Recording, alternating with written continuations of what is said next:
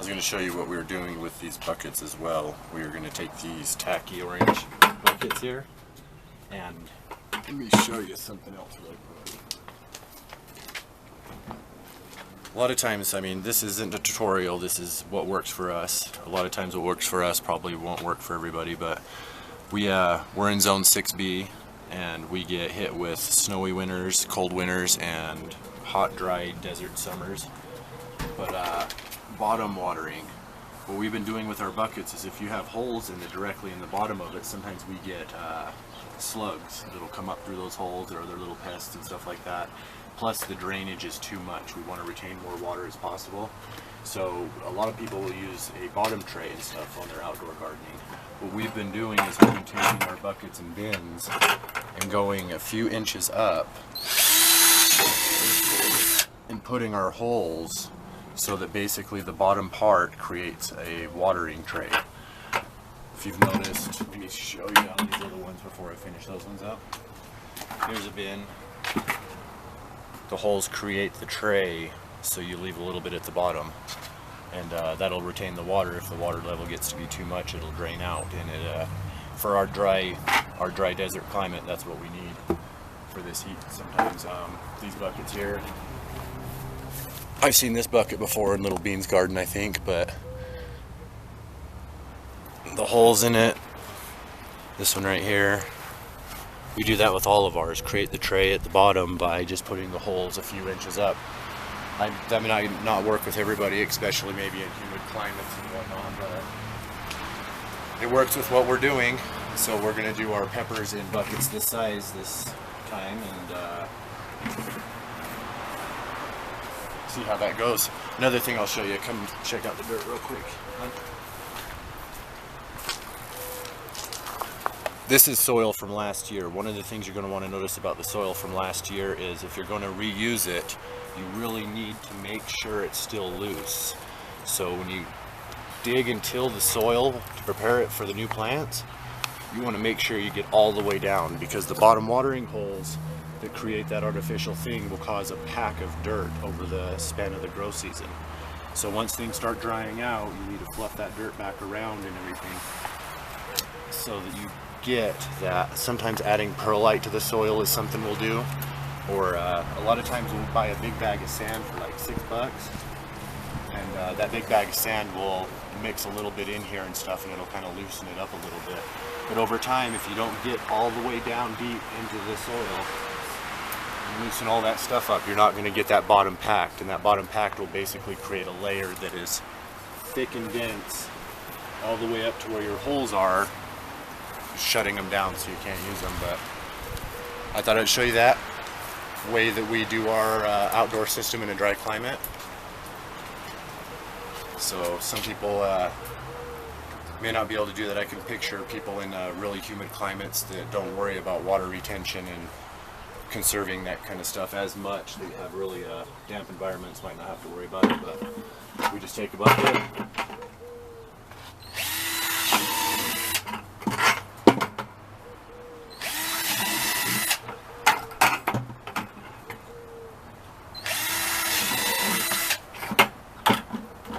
put 4 holes in it for now. If that doesn't feel like enough when we plant the plants in there, we will put another 4 that are just a little bit higher up.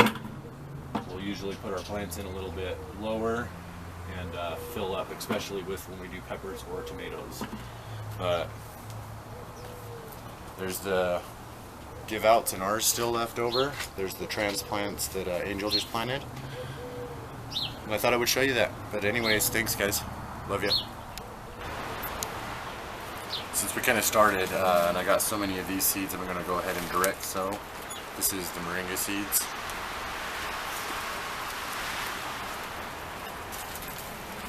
Leave most of them in there out of the heat and stuff.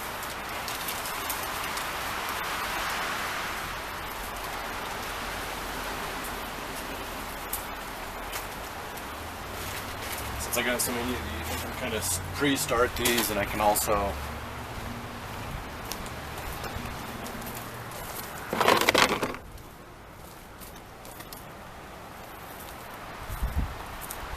afford to give a few a chance right now if I could. Beware the length of the rhyme, it might be shocking. All music lovers in the place right now, they never understood the way that Superman got down. You want strictly about skills and dope lyrical coasting, relying on talent, not marketing and promotion. If the dope lyrical flow is a must, you got to go with the name you can quick trust. Type of flow, don't even think about stopping. Beware the length of the rhyme, it might be shocking. All music lovers in the place right now, they never understood the way that Superman got down. You want strictly about skills and dope lyrical coasting, relying on talent, not marketing and promotion. If the dope lyrical flow is a must, you got to go with the name you can quick trust. So this is the failed gardenia. It didn't winter over. We didn't expect it to because we already checked the temperatures on it. But as these come up, I know there's way too many in here for what I actually plan on growing for ourselves. So what I'll do is, as they come up, I can basically transplant them from here into a pot of some sort, get them established for maybe a week, and then give them to somebody else who might want moringa. So I plan on giving out some of these seeds to some community members and stuff like that too. And we probably will do an actual tray of moringa starts, but this is the failed gardenia. We're using this bucket right now to start some moringa, and really excited about that. Here it grows fast. Thanks, guys. Alright, so we took off early. We got 6 pepper plants, different varieties of peppers anyways.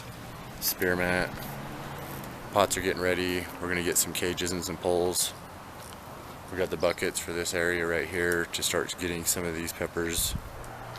A lot of this stuff will take place over the span of a couple weeks, and man, look how many containers we got everywhere ready to go. Those are the strawberry containers.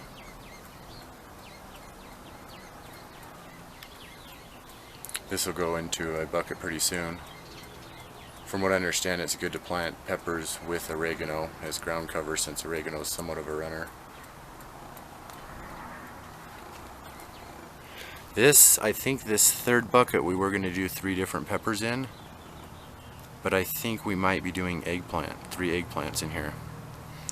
So maybe eggplants and possibly even okra. We're not quite sure about that. We're going to take this extra soil and churn it over into this bucket here. This is mostly like compost from our winter, and we are going to try potatoes in it, I think, right here. And from what I understand, potatoes are like growing a plant upside down, so you start at the bottom, fill it in. But we got 3 red Pontiac and 3 all blue that we're going to give a shot, I think. My Angel's really excited about those. It's coming together. We weren't going to start planting till May. It's April 29th right now. April 29th.